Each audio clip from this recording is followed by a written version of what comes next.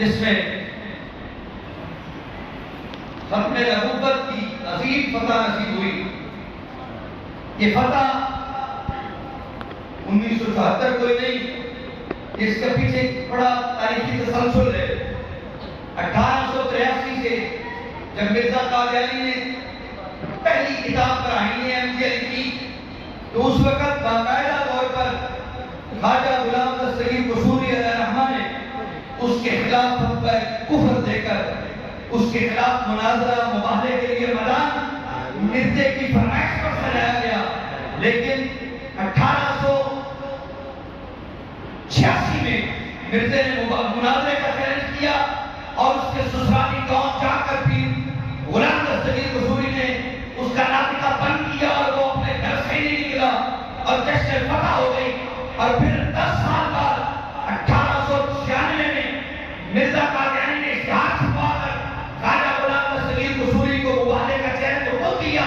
خواجہ غلام دستگیر قصوری نے اشتہار چھاپ کر اس کے مباحثے کا چیلنج قبول کیا اور خود 15 شعبان لاہور میں ملا مجید مسجد کے دروازے کے سامنے پنڈال میں چیلنج قبول کر کے کہا کہ 15 شعبان کو میں بھی انتظار کروں گا، تو بھی آ جانا. لیکن 15 شعبان آ گئی، مرزا قادیانی نہیں آیا. لاہوریوں نے جشن منایا اور اس کے بعد پھر سلسلہ چلتا رہا. 1899 میں 5 فروری کو سیالکوٹ کے اندر ایک مرزا اپنے مرید کے گھر آیا تھا کہ علامہ محمد حسن فیضی نے اس کے ساتھ جا کر مکالمہ کیا اور ایسا کمال کا مکالمہ کہا کہ مرزا سنا ہے تو کہتا ہے مجھے الہام آتا ہے اور تو نے مثل مسیح کا دعویٰ کیا ہے. ابھی نبوت کا دعویٰ نہیں کیا تھا، یہ 1899 کی بات ہے. ابھی مثل مسیح اور مسیحیت کے چکر میں پڑا تھا. تو خواجہ علامہ حسن فیضی نے کہا سنا ہے تو نے دعویٰ کیا ہے کہ مجھے الہام ہوتا ہے. تو اس نے کہا کہ ہاں مجھے الہام ہوتا ہے، وہی آتی ہے. تو حضرت نے ایک بڑی کمال کی بات کی، جیب سے پرچی نکالی، اس پرچی پہ ایک قصیدہ لکھا تھا علامہ حسن فیضی کا اور وہ قصیدہ تھا بے نکت، نہ اس میں نکتہ تھا، نہ اس میں زیر تھی، نہ زبر تھی، نہ پیش تھی، آرام بھی نہیں تھے، نکات بھی نہیں تھے. وہ سامنے کیا اور میں اس کو پڑھ کے سنا دے. مرزا قادیانی نے وہ دیکھا، پھر الٹا، پھر دایا، پھر بایاں اور 5 منٹ دیکھنے بعد کہتا ہے اس کی تو ہمیں سمجھ ہی نہیں آئی یہ کیا لکھا ہے. علامہ حسن فیضی نے ایک جملہ بولا تھا تاریخ ساز 1899 فروری کے اندر شاہکوٹ کی دھرتی پر کسی مرید کے گھر بیٹھے علامہ حسن فیضی نے کہا مرزا قادیانی تجھے حسن فیضی کا لکھا ہوا عربی قصیدہ سمجھ میں نہیں آیا، ختم نبوت کا مقام کیسے سمجھ میں آئے گا؟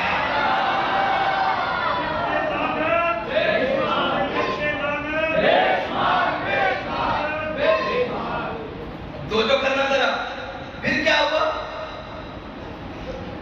1899 کے بعد مرزے کو مسلسل شکستیں ہوئی.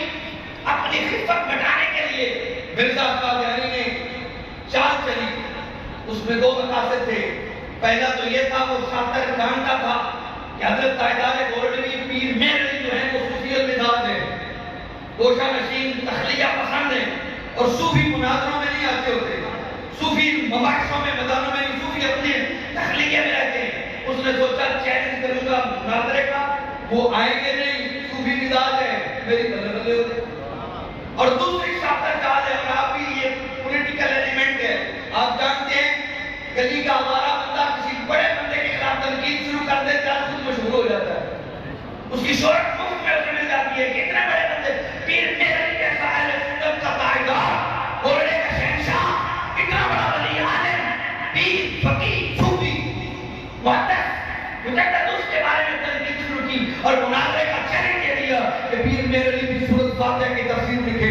میں بھی سورۃ فاتحہ کی تفسیر لکھتا ہوں، جس کی تفسیر اچھی ہوگی وہ سچا، دوسرا جھوٹا. پیر مہر علی نے چیلنج قبول کرتے ہوئے اشتہار چھپ گئے اور آپ نے 25 اگست کا ٹائم فریم دے دیا.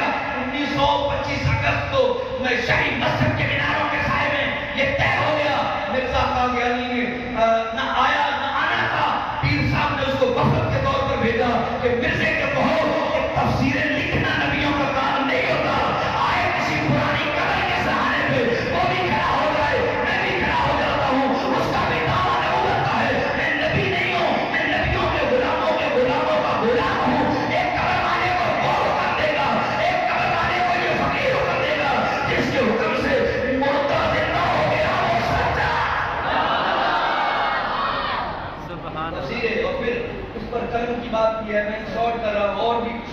چھت سے چھلانگ لگانے کی واقعہ بھی ہے، بہت سے واقعے، 2-3 واقعے موقع پر ہوئے، لیکن میں نے شارٹ آخری ایک جھلک آپ کو دی پیر مہر علی شاہ صاحب نے.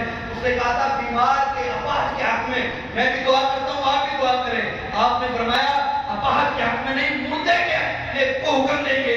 اور جو قلم والی تفسیر والی بات ہے وہ یوں ہے کہ پیر مہر نے فرمایا لکھنا نہیں ہے، تو بھی کاغذ پہ قلم رکھ، میں بھی کاغذ پہ قلم رکھتا ہوں، تو جو تو بھی حکم دے قلم کو میں بھی حکم دوں گا.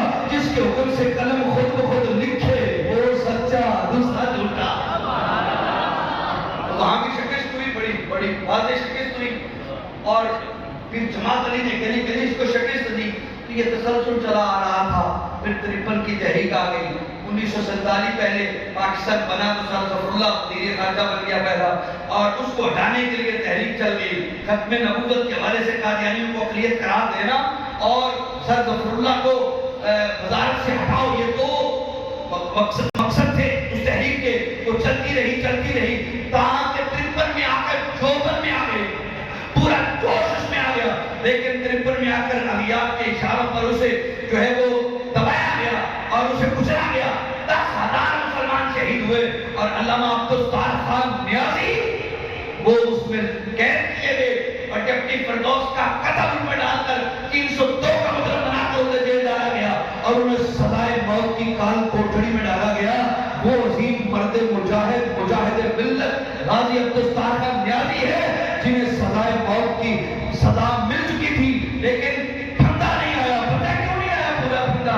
نورانی صاحب جب جیل گئے نا تو 302 کا فیصلہ آپ کا اپنا وہ ہو گیا کہ یہ جو ہے ان کو سزائے موت ہوگی. تو ان کو وہ جو وردی تھی نا قیدیوں والی وہ پہنائی گئی. جو بھی وردی لاتے نا حاجی صاحب کو چھوٹی، بازو چھوٹے، شلوار چھوٹی، جناب کرتا چھوٹا، تو جو پھر بدلتے پھر چھوٹی تو 6.5 فٹ کا جھڑا تھا. 6.5 فٹ کا جھڑا تھا. جو وردی لاتے وہ چھوٹی. تو ایک سپاہی کہنے لگا نیازی صاحب آپ کو وردی پوری کیوں نہیں آتی؟ نیازی صاحب کے تاریخی جملہ ہے، فرمایا جس حکومت کی وردی نیازی کو پوری نہیں اس کی سونی کیسے پوری جائے گی؟ اور ولی کے جملے ریکارڈ ہے. پھر ایسا ہوا حکومتیں بدل گئی، نظام بدل گئے، سزائے موت 302 کے پھندے پر لے جانے والے تو دستخط بھی ہو چکے ہیں، لیکن راتوں رات حکومتیں بدلی. نیازی صاحب پھندے پر نہیں، زبان پر نکلا ہوا جملہ، زبان سے نکلا ہوا جملہ پورا ہوا اس منڈل درویش کا. غازی صاحب عبدالستار خان نیازی صاحب باعزت بری ہو گئے. وہ نیازی صاحب کیا جرت تھی، خدا کی قسم، یہ بڑے لوگ تھے، یہ بڑے لوگ تھے. نورانی صاحب، نیازی صاحب یہ بڑے لوگ تھے. 7 ستمبر کا دن ان کی جدوجہد کا مرہون منت ہے. 53 کی تحریک کے شہداء کے حکم کا حصہ ہے 7 ستمبر کے اس فیصلے میں.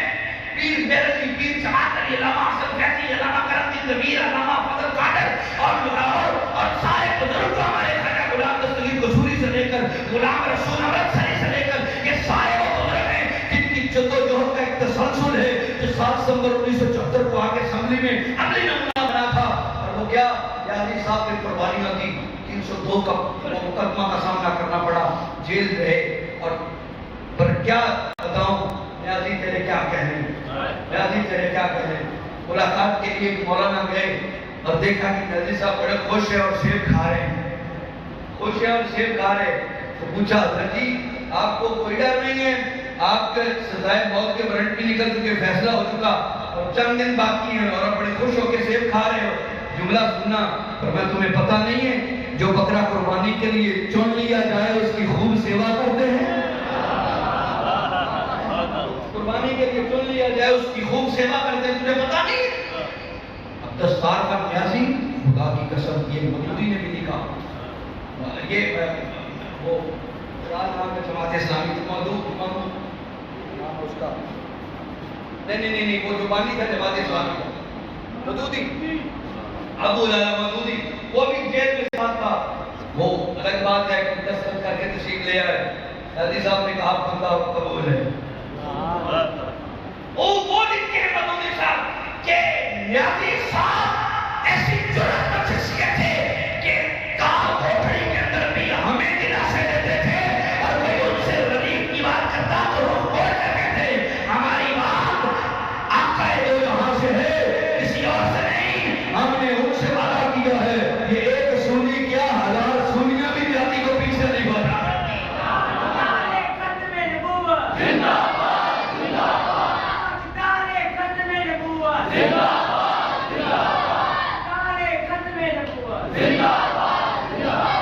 ترپن کی تحریک کے بعد آؤ جی 74 کی تحریک.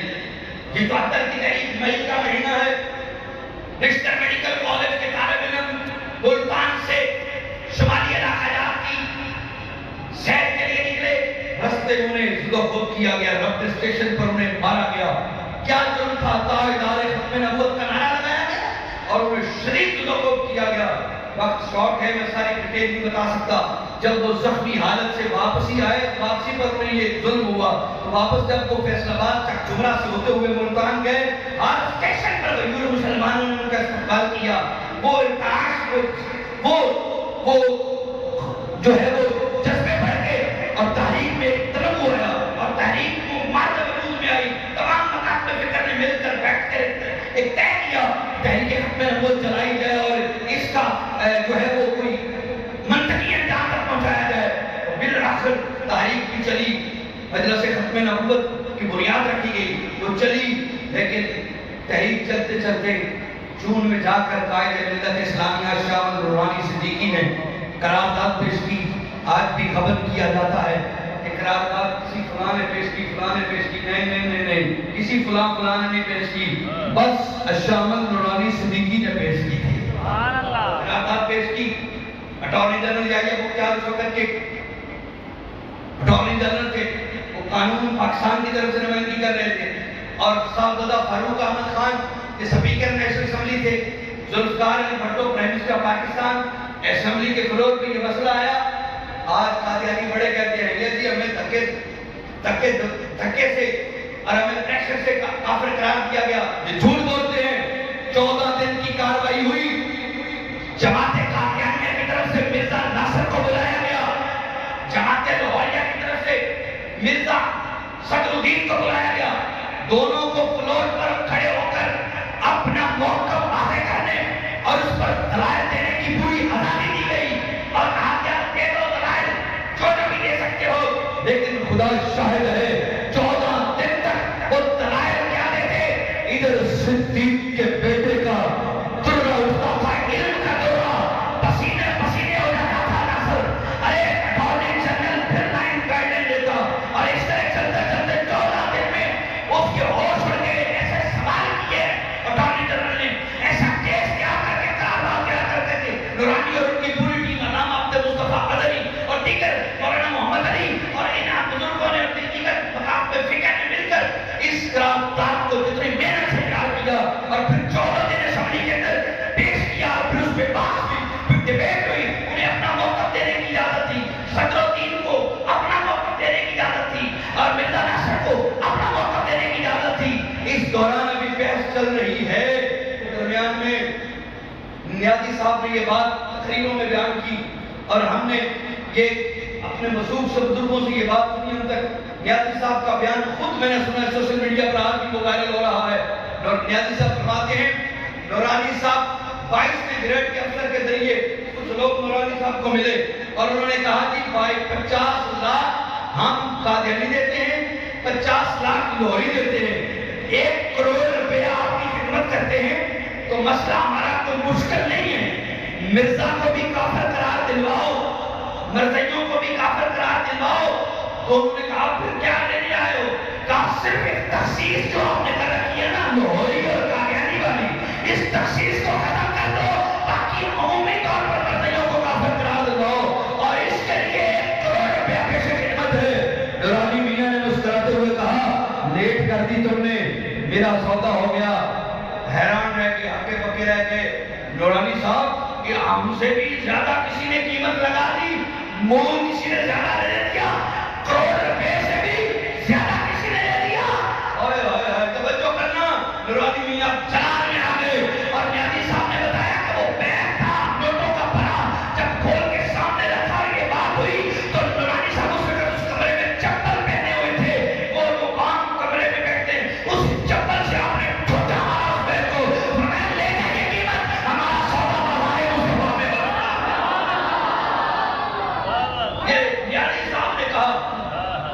یہ نیازی صاحب نے کہا میں دوائی دیتا ہوں کہ نورانی پکا ولی ہے. गवाहियां नहीं देते होते, कुछ देखा होता देते। नियाज़ी साहब कहते हैं मैं गवाही देता हूँ कि नूरानी पक्का वली है। उस वक्त में बड़े बड़े बिक जाते, इतनी खतीर रकम, इतनी रकम, 1 करोड़ चलता है, 1 करोड़ चलता है। दादा लगाए आज के कितने बनते। नूरानी ने पाँव की ठोकर मारकर कहा मेरा सौदा बाज़ार मुस्तफा में हो चुका है, मेरा सौदा बाज़ार मुस्तफा में हो चुका है। सुनिए जरा, इससे अगली बात, असेंबली का इजलास मुअख्खर होता है, टी ब्रेक होती है, शामिल नूरानी सिद्दीकी है, वज़ीर आज़म पाकिस्तान जुल्फ़िकार अली भुट्टो है और मौलाना कौसर नियाज़ी है।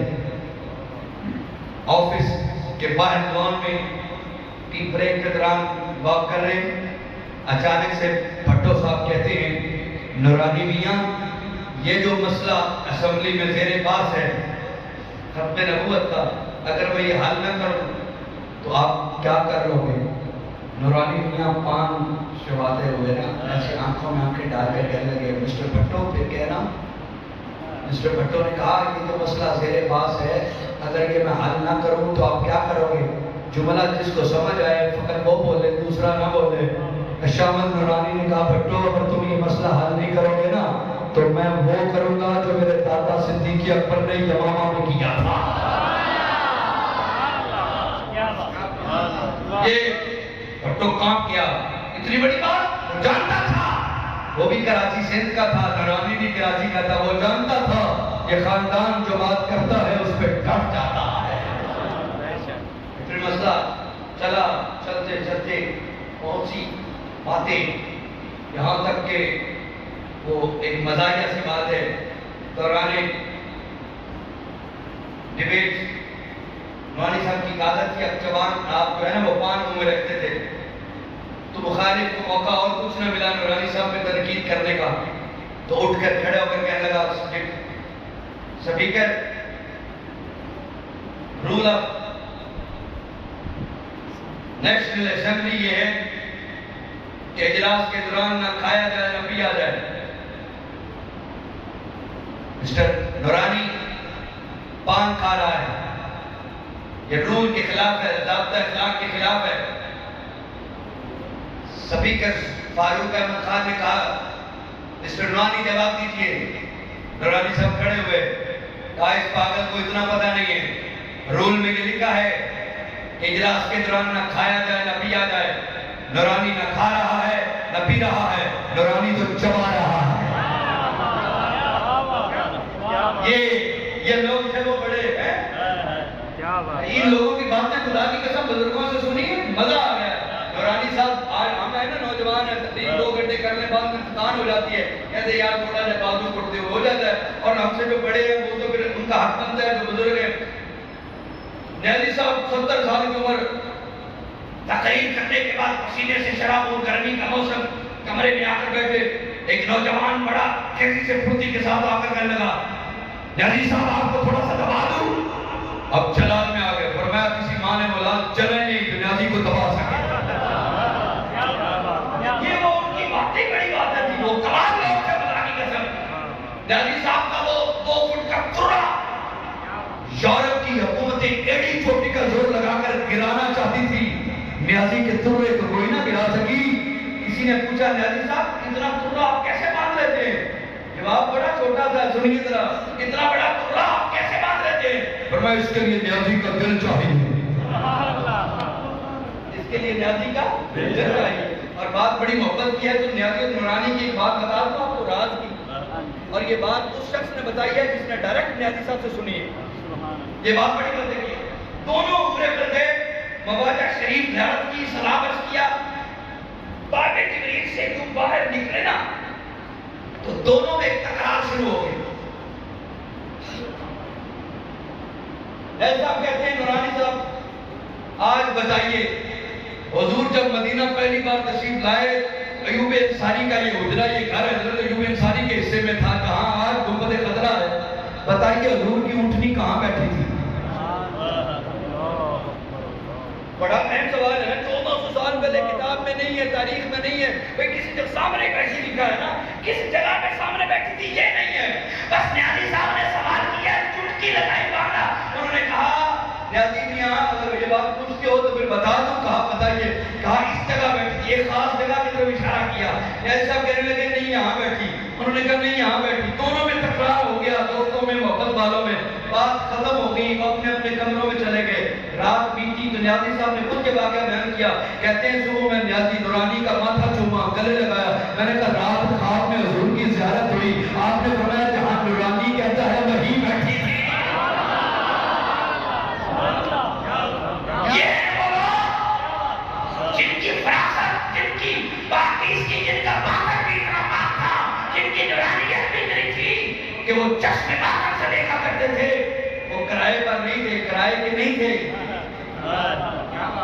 کرائے والوں کی نظریں نہیں ہوا کرتی آنکھیں ہوا کرتی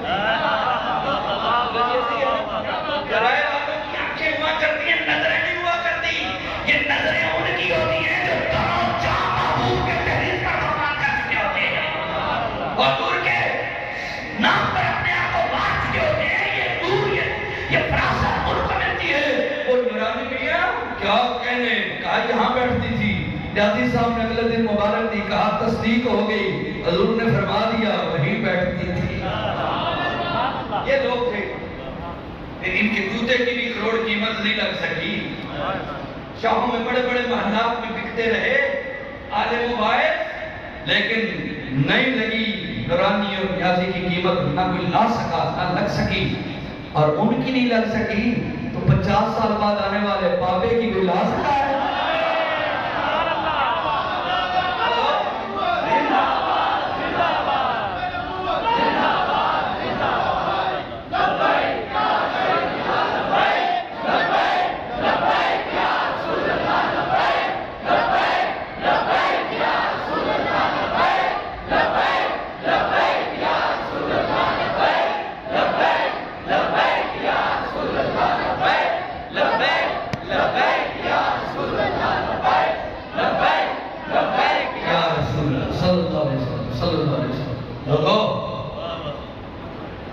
اہل اللہ کی جوتیوں کے جوڑوں کے آبوش کی قیمت کوئی دنیا دار نہ لگا سکا ہے نہ لگ سکے گی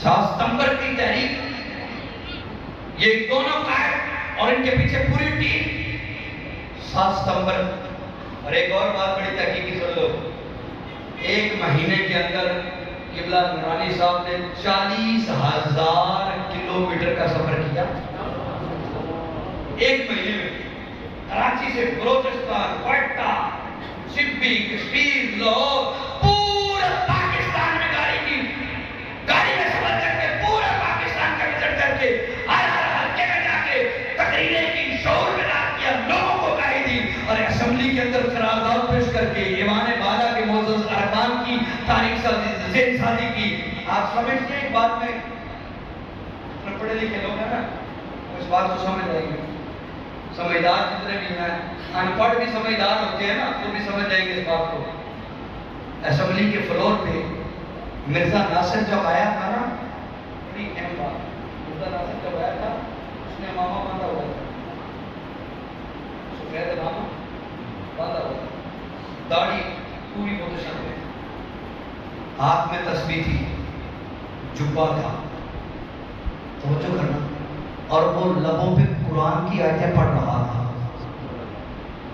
حدیث رسول سنا رہا تھا اس ماحول میں پارلیمنٹیرینز جو سیکولر لبرل دین سے دور تھے ان کے ذہنوں کو یہ باور کرانا کتنا مشکل تھا کہ یہ جو داڑھی والا امامے والا قرآن پڑھنے والا حدیث سنانے والا جو مسلمان نہیں بلکہ کافر ہے اس بات کو سوچئے گا ذرا کہ اس وقت کتنا مشکل ترین مرحلہ تھا ان کھلے دماغ والوں کو سیکولر طبقے کو اور پڑھے لکھے دنیا دار طبقے کو یہ بات کرانا کہ قرآن پڑھنے والا بھی کافر ہو سکتا ہے حدیث سنانے والا بھی کافر ہو سکتا ہے داڑھی رکھنے والا بھی کافر ہے امامہ پہننے والا بھی کافر ہے 14 دن تک جب بحث ہوتی رہی 14 دن کے بعد جب مرزا ناصر مرزا تو پھر انہوں نے فیصلہ متفقہ کیا، ایک بھی بندے نے مخالفت میں ووٹ نہیں دیا، عقائد قادیانیت کے کھل گئے، کفریات مرزے کے کھل گئے، افواہ مرزے کی کھل گئی، بکواسات مرزے کی کھل گئی، اور پھر کیا ہوا کہ پوری اسمبلی نے متفقہ طور پر انہیں کافر قرار دے دیا۔ اور بھٹو نے جب سائن کرنے لگا تھا تو نورانی میاں کو یہ کہہ رہا تھا، نورانی صاحب میں دستخط فارم پہ نہیں کر رہا بلکہ اپنے ڈیتھ فارم پہ کر رہا۔ مجھے پتا ہے اس کے بعد میرے ساتھ کیا ہوگا۔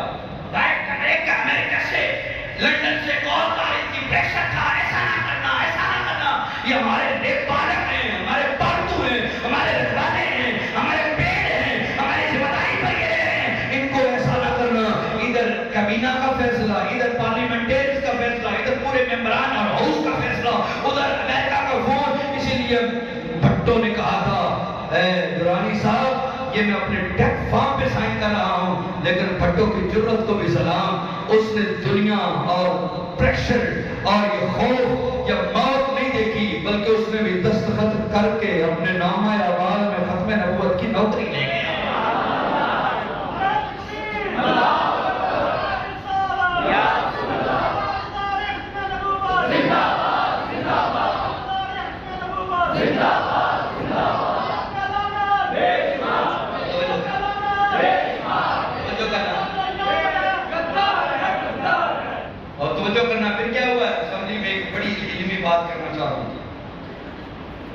قادیانیوں کو یہ پیغام آپ بھی دیں۔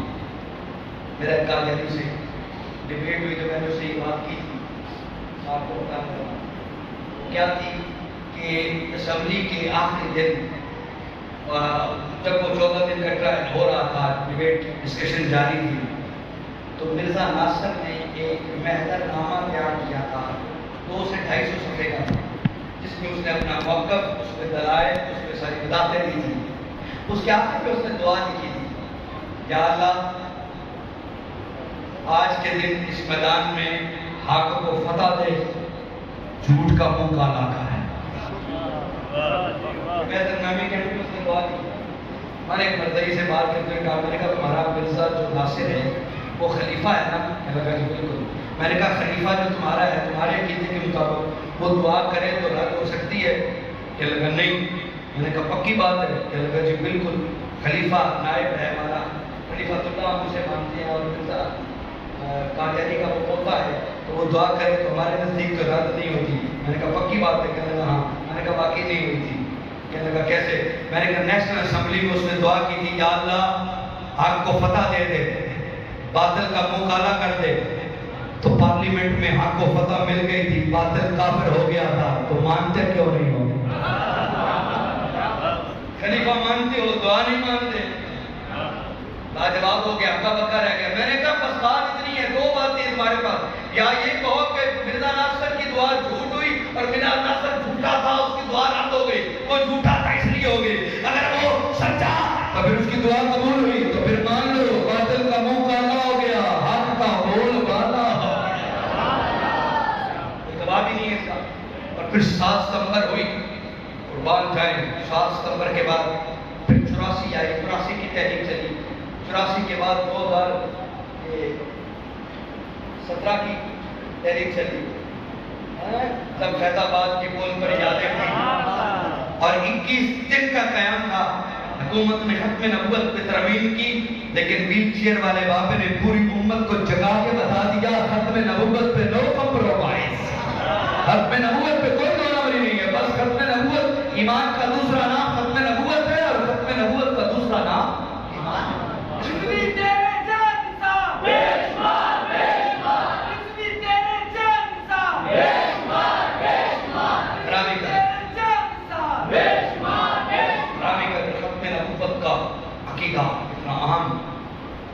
اتنا اہم ہے لوگوں، یقین کر جو مواجہ شریف کے سامنے کھڑے ہو کر سلام پڑھنا، ریاض الجنہ میں نفل پڑھنا، اور مسجد نبوی میں نماز فرض پڑھنے سے زیادہ ثواب ہے ختم نبوت کے لیے میدان میں نکل کر دفاع کرنا۔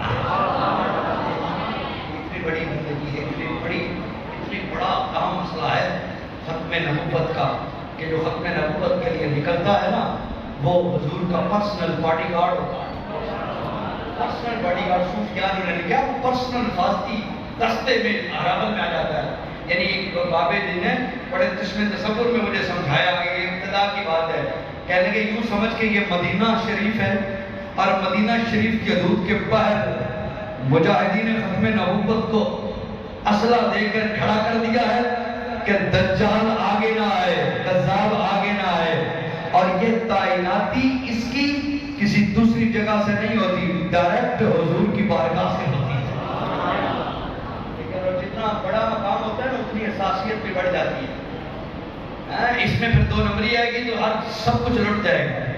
اس میں پھر سستی کریں گے تو پھر کچھ بھی نہیں بچے گا. ختم نبوت اتنا حساس مسئلہ ہے کہ جس کو اس کی حساس پوسٹ پہ لگایا جاتا ہے نا تو پھر اس کی ذمہ داری بھی بڑھ جاتی ہے. لوگوں ختم نبوت کا فیضان دیجئے, ختم نبوت پہ جو ہے پہرا دیجئے. آج وقت ہے اور حضور کی ختم نبوت کے اس حساس معاملے میں بڑے حملے ہو رہے ہیں, آج بھی ہو رہے ہیں. گزشتہ دور میں ہوتے آئی ختم نبوت کی پاسداری کے لیے اپنا اپنا کردار ادا کرو. اور ایک واقعہ کچھ نئے دوست ہیں, اگرچہ بار بار آپ کو سنایا لیکن فضیلت کے باب میں بڑا ضروری ہے وہ آپ تک پہنچاتا ہوں. آقا کریم صلی اللہ علیہ وسلم کی بارگاہ میں ایک جنازہ لایا گیا. کریم کائنات کی عادت مبارکہ کی پوچھتے اس کے ذمہ کوئی قرض تو نہیں ہے, قرض ہوتا تو فرماتے پہلے ادا کرو. لیکن آج ایک جو میت آئی ہے نا وہ ایک دیہاتی کی تھی, ایک عربی کی تھی. حضور علیہ السلام نے پوچھا, آج سوال جدا ہے, صحابہ موجود ہیں, میت بھی پڑی ہے. حضور نے فرمایا ہے کوئی اس کے ایمان کا گواہ؟ پہلے حضور کرتے کی بات کرتے, یہ ایک ایسی میت آئی کہ حضور نے ایمان کی گواہی مانگ لی.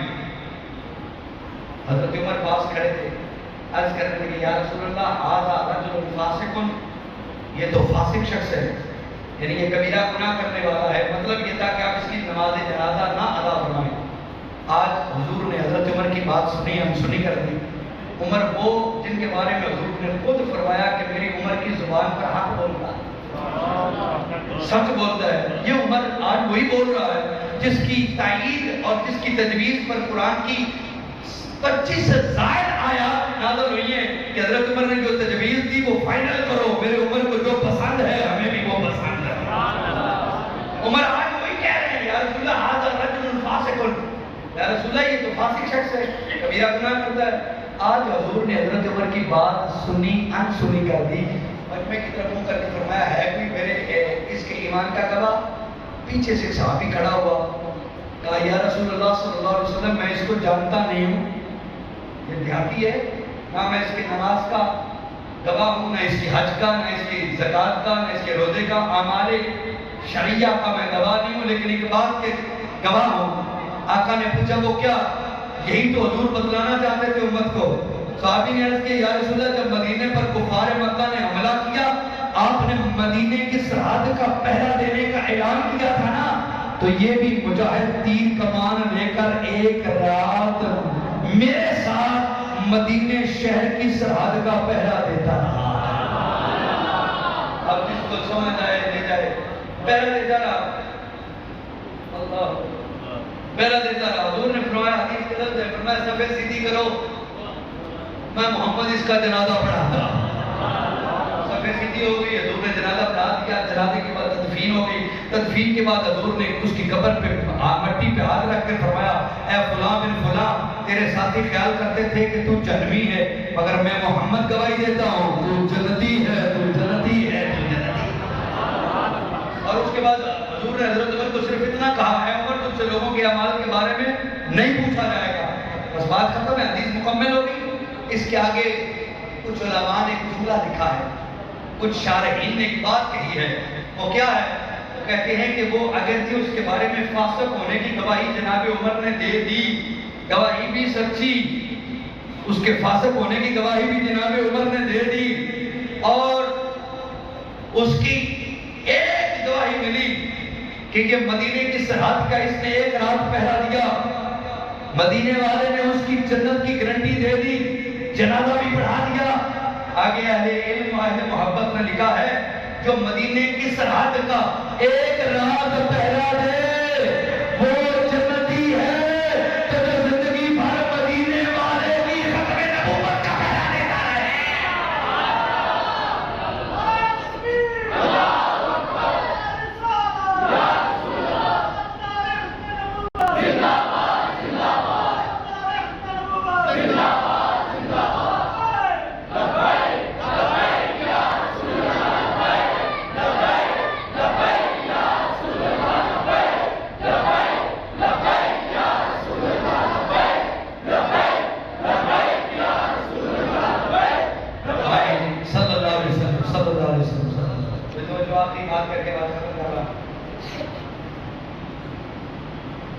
علامہ کرم الدین طبیب چکوال بیاں کے رہنے والے بہت بڑے سنی عالم دین، یہ 4 سال مرزا قادیانی کے ساتھ عدالتی کیس لڑتے رہے اور 4 سال وہاں جا کر پٹیالہ کی تحصیل میں گرداسپور ضلع میں جا کر یہ 4 سال انہوں نے کیس لڑا۔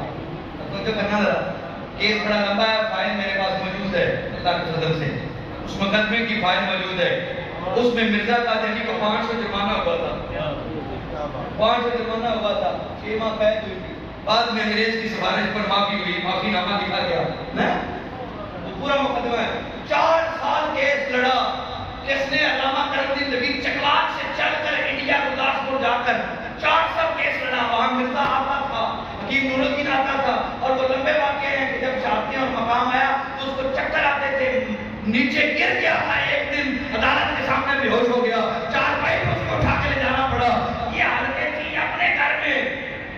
اور جب وہ کیس حضرت کے حق میں ہو گیا تو انہوں نے پھر اپنے جیلم ڈسٹرکٹ، اس وقت جیلم تھا ان کا چکوال کا، جیلم میں انہوں نے وہ جو ہے نا کہتے ہیں اس کو اخراجات کا دعویٰ کیا، ٹھیک ہے نا، جو ایکسپینسو تھے کہ مقدمہ جھوٹا ثابت ہو گیا اور وہ بری ہو گئے اور اس کو سزا ہو گئی، لہٰذا جو خرچ آیا اس کے لیے اس نے دعویٰ کیا چکوال جیلم میں۔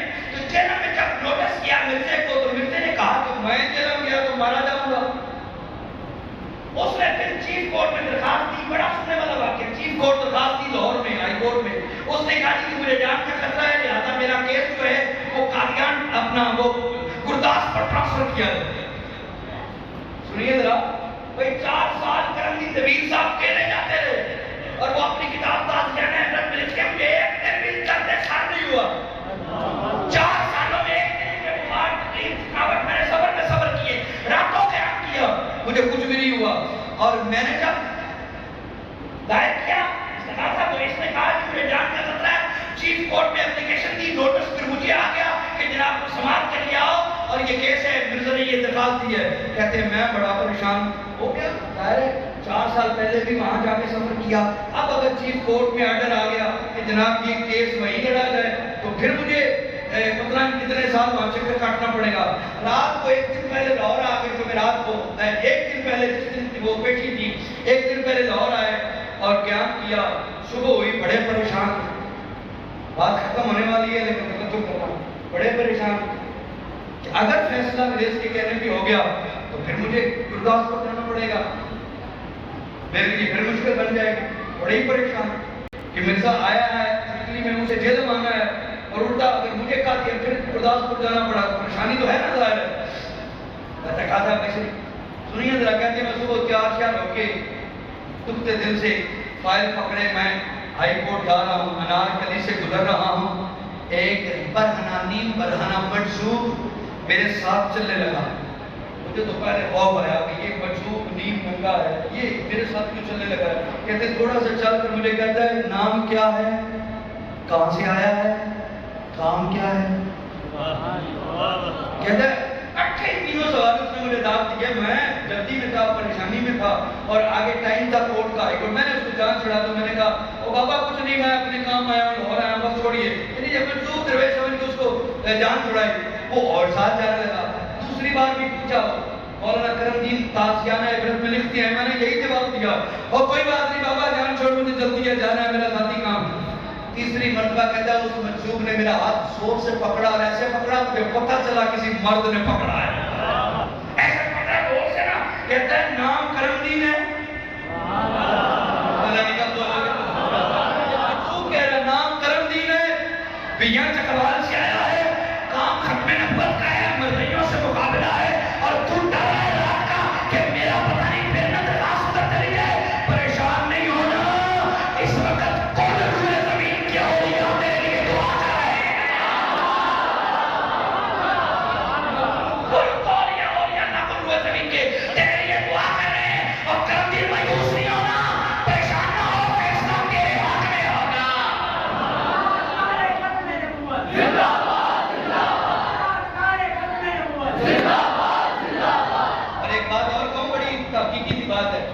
یہ 26 مئی 25 مئی رات 1908 کو پیر جماعت علی نے پیشین گوئی کی تھی نا کہ کل مرزا قادیانی کی نگاہ میں کھینچیں گے 24 گھنٹے کے اندر واسطہ جنت ہو جائے گا، اور اگلے دن وہ گندگی میں مرا اور سارا کچھ کیا آپ نے سنا ہے نا.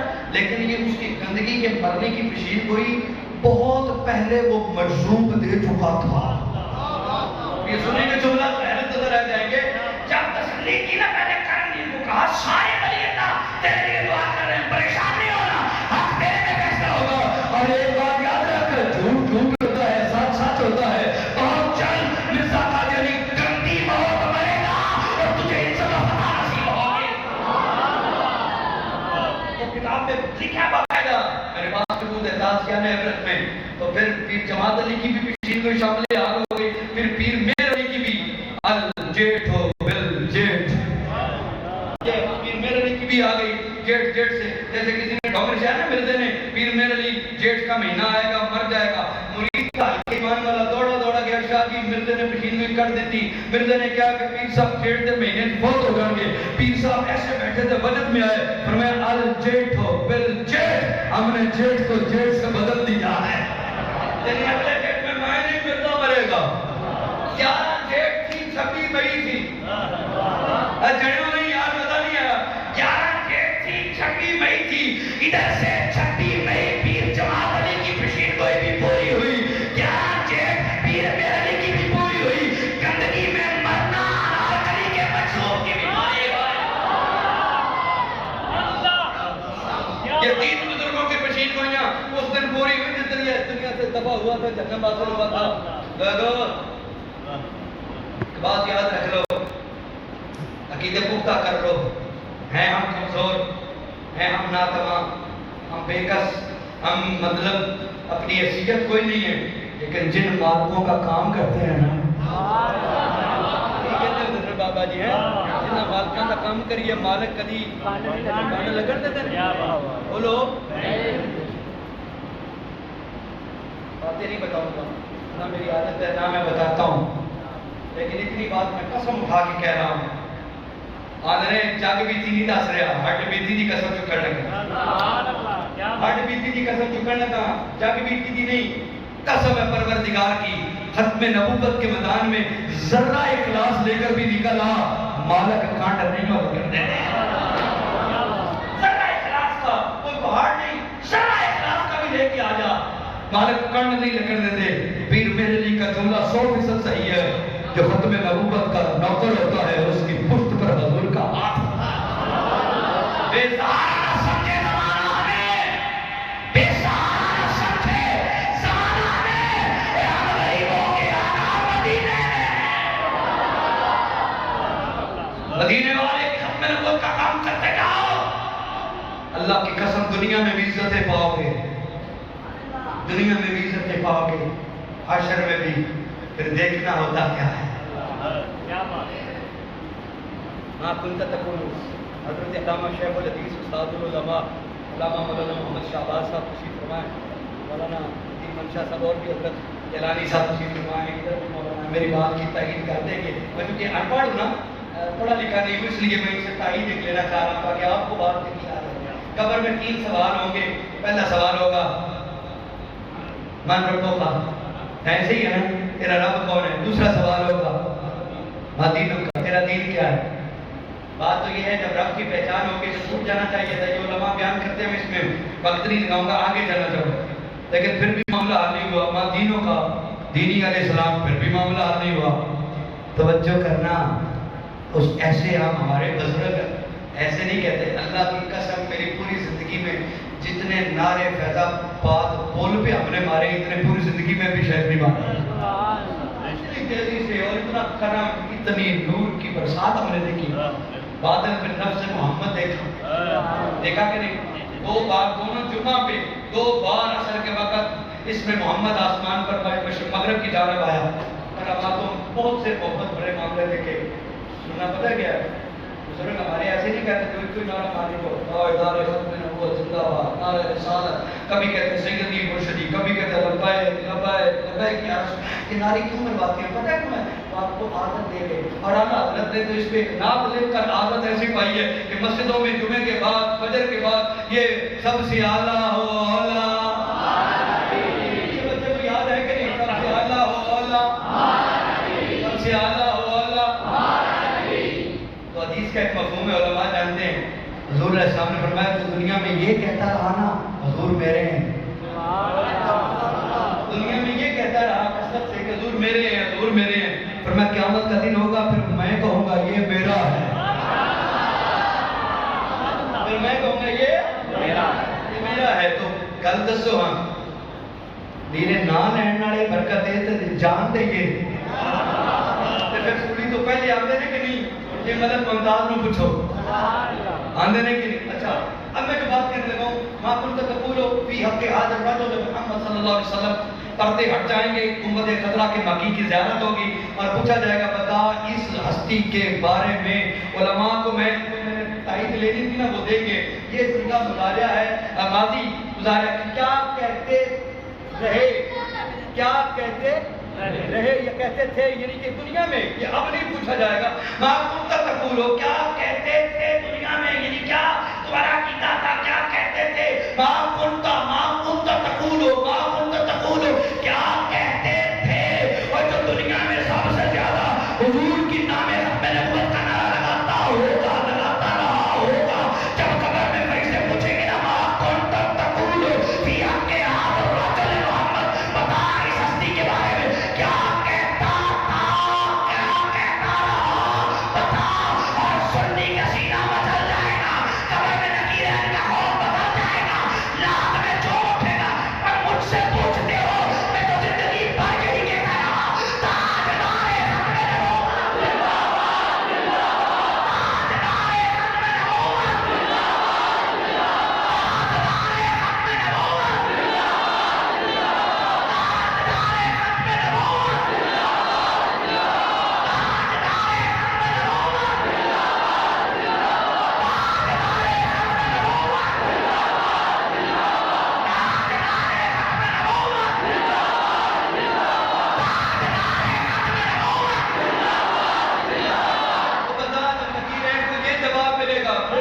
باقی رہ جائے گی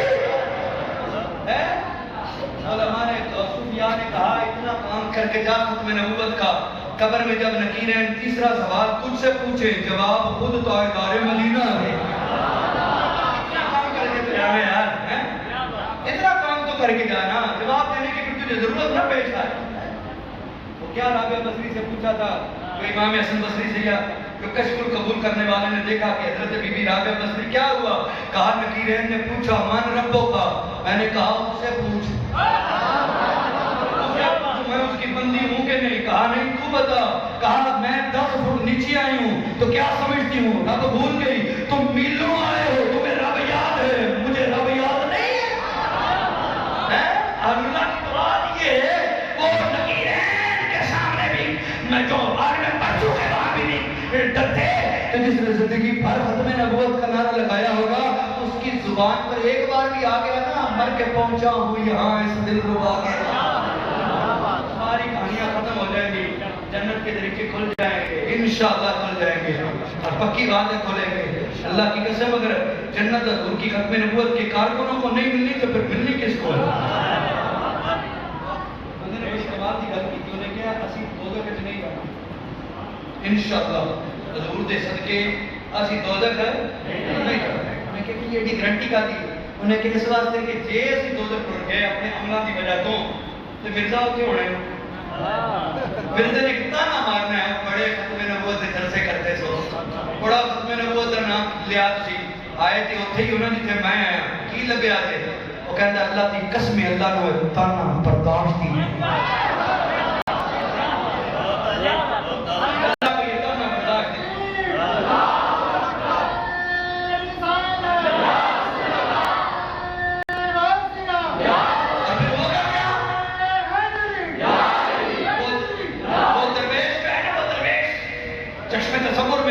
منظر بسائے بیٹھا ہے کہتا ہوگا پتا کیا مرزا تو جنت میں ہوگا اب ہمارے اپر چاہے لاکھ برے ہوں رب عملوں پہ پانی پھیرے گا ختم نبوت کی برکت سے صدیق اکبر پر چڑھ کے سائے میں جنت داخل کر دے گا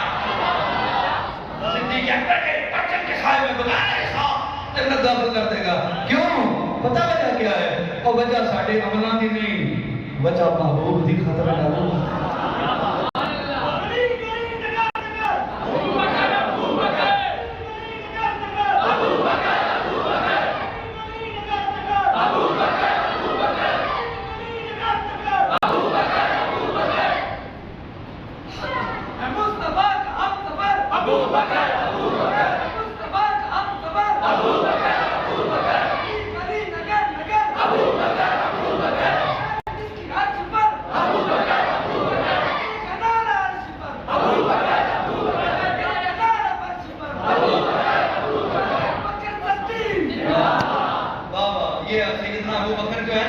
یہ تحریک ختم نبوت کا پہلا جرنیل ہے. قیامت تک تو ختم نبوت کا کام کرے گا نا. اللہ کی قسم اس کا ثواب صدیق اکبر کی بارگاہ میں پہنچے گا. کہ وہ پہلا جرنیل ہے امت میں جس نے یمامہ کے میدان میں ناک کو چلے چبا کے مسلمہ کو وصل جہنم کروایا اور فتنہ مسلمی کو زمین دور کر دیا. یہ وہ صدیق اکبر ہے، صدیق اکبر ہے. ایک بات ان کی شان کے لیے کہا دو. حضور نے فرمایا 360 کل خوبیاں ہیں، کل خوبیاں زمین میں 360 ہے. جس ایک کے اندر ایک بھی آ گئی وہ بخشا گیا. ابو بکر کی آنکھوں میں آنسو آ گئے. یا رسول اللہ ان میں سے کوئی ایک میرے اندر بھی ہے؟ ہائے ہائے جارے نے پوچھ لیا کوئی ایک میرے اندر بھی ہے؟ پر میں ابو بکر ایک کی بات کرتے ہو، 360 پوری کل خوبیاں تیرے طرح موجود میں ہیں.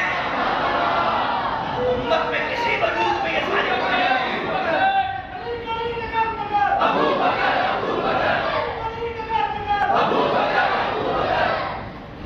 امت میں کسی وجود میں یہ ساری خوبیاں ایک وجود میں نہیں ہیں. صرف ابو بکر ہے جس کی ذات میں ساری خوبیاں موجود ہیں.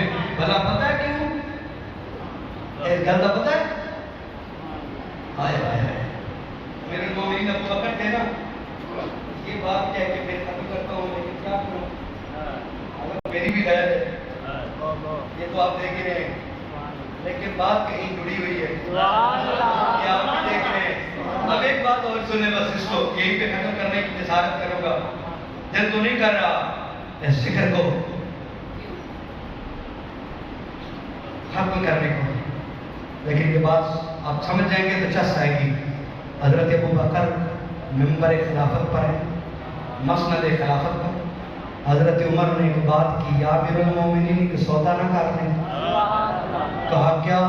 کہا 2 نیکیاں لے لے دے دے. عمر کی ساری عمر کی نیکیاں لے لے. کہا وہ کون سی؟ کہا ایک دن والی ایک رات والی.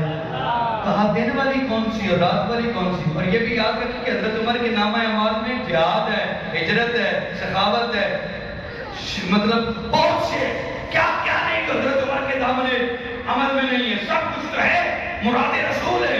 اس سے بڑھ کر کیا؟ مراد رسول ہے، سسر رسول ہے اور دماد مولا نہیں ہے. کیا کیا وہ نسبت ہے تو حضرت عمر کے دامن میں نہیں ہے. لیکن کہہ رہے ہیں جناب ابو بکر ایک سودا کر لو. کیا سودا؟ 2 نیکیاں دے دو، عمر کی ساری عمر کی لے لو. کہا وہ کون سی نیکیاں؟ کہا ایک دن والی ایک رات والی.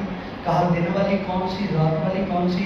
حضرت عمر جانتے تھے جو افضل البشر بعد الانبیاء بالتحقیق یہ ہے نا صدیق، ان 2 نیکیوں کی وجہ سے ہے. کہا ایک غار والی جب تنہا معبود کی ذات کا پہرا دیا تھا، ایک یمامہ والی جب ختم نبوت کا پہرا دے کر مسلمے کو واصل جانا ہے.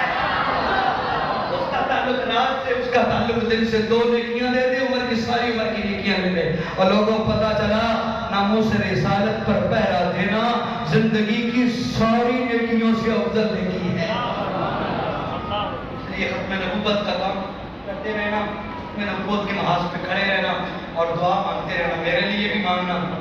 آج بڑے ذوق بنا ہے تو آپ مجھ سے ایک وعدہ کریں گے؟ کریں گے آپ نے کسی خاص لمحے میں میرے لیے دعا کرنی ہے نام لے کے. اللہ مجھے مرتے دم تک اخلاص سے نوکری کی توفیق عطا فرما دے. خاتمہ ایمان پہ ہو جائے اور اسی مشن پہ ہو جائے. یہ دعا کرتے ہیں؟ کریں گے. اور یہی دعا میں آپ کے لیے کروں گا. لوگ سودا لین دین ہو گیا، گیو اینڈ ٹیک ہو گیا. یہی سودا میں اور آپ میرے لیے کریں گے. اللہ ہم سب کو اسی مشن پہ اخلاص کے ساتھ مرنے کی توفیق عطا فرما دے.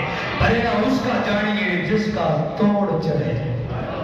ورنہ بڑے بڑے نیک ڈوبے اور ڈوب گئے, بڑے بڑے ڈوب جاتے ہیں, ڈوبتے ہیں, آج بھی ڈوب رہے ہیں. اللہ تعالیٰ ہمیں بس بچا لے. ہمارے پاس کچھ بھی نہیں ہے اس کی توفیق کے بغیر, بقین گنبد خضرا کی نظر کے بغیر کچھ نہیں ہے. اللہ ہمیں ہمت, طاقت, غلبہ اور ہمیں استقامت عطا فرمائے اور محبوب کی ختم نبوت کی نوکری نصیب فرمائے. بہت شکریہ. وما علینا الا البلاغ المبین. باقی پروگرام جو ہے چلے گا. مجھے